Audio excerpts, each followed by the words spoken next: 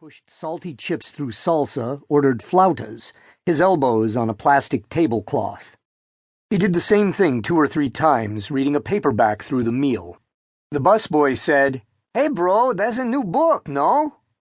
He decided it was time to go. He left 5 Oxford shirts at a Chinese laundry, a blazer and his other pair of jeans in a closet. Most times he walked into a train station, looked at the board and bought a ticket. Summer up north, winter down south. This time he decided to rent a car. He wanted to see the Grand Canyon again and gaze at the Piñon Pines. He'd climb over a guardrail and, treading carefully, cradle in a hidden crevice, allowing himself to fall out of time. At night he would reach out and hold the stars in the palm of his hand. Then he'd double back and sleep the daylight away in Flagstaff, where he'd buy new shirts and a blazer, a couple pairs of jeans. He'd been in Flagstaff before, driving toward New Mexico, once again fleeing California, this time for an entirely different and once unimaginable reason. "Dad, go," Pup said, holding back tears. "Just go." That was 3 years ago, more or less.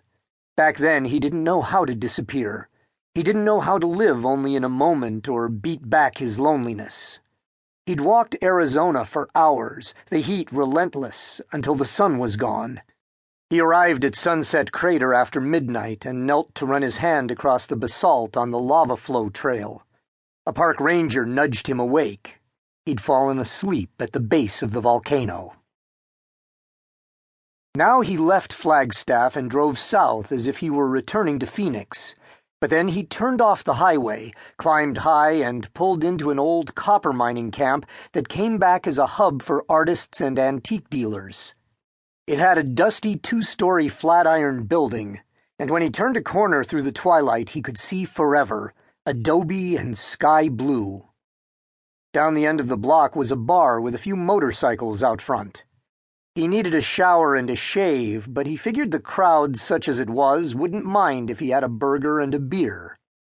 He nestled in the corner at the end of the bar by the front window, away from the taps, and soon the burly bartender took his order. A couple of guys were shooting pool under a lazy ceiling fan. From around the corner, musicians were loading equipment onto the little platform stage in back, and he could imagine the room filling up tonight, and everybody having a fine time, everybody acquainted with everybody else. He decided he'd eat quickly and go. He looked at his phone, a prepaid. He opened his book. The beer arrived in an icy mug. A while later, the burger turned up and he ordered another beer. A few more people came in. They looked at him and moved on. "Hey," she said. She was tall and hearty, and her honey-brown hair framed her face. She was maybe just short of 30, and all that time in the sun hadn't done her skin a bit of harm. She wore a white long-sleeved tee rolled to the elbows, snug jeans, and soft, musty boots. He wiped his mouth with a paper napkin. "Hey, good book?" He slid it across the bar toward her, and of course she sat, one leg up, the other long and inviting. "Might be too much for me," she said after flipping a few pages. He sipped his beer.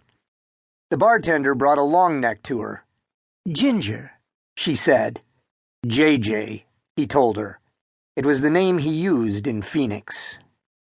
"Where are you from, JJ? No, let me guess."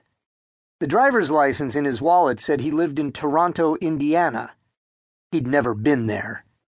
She turned on the bar stool and closed one sienna eye. "California," she said finally. "Big state." "Northern California." "How come?" "The hair," she said, gesturing. "The way it just sort of falls. And you don't burn, do you? The wind takes care of you." He shrugged. She had a cocky little smile. "Don't ask me where I'm from." He denied himself just about everything he once loved, but it turned out there was something about a certain kind of woman he could not resist. He was thinking she might be one of them. "Settle in," he suggested. "I already have."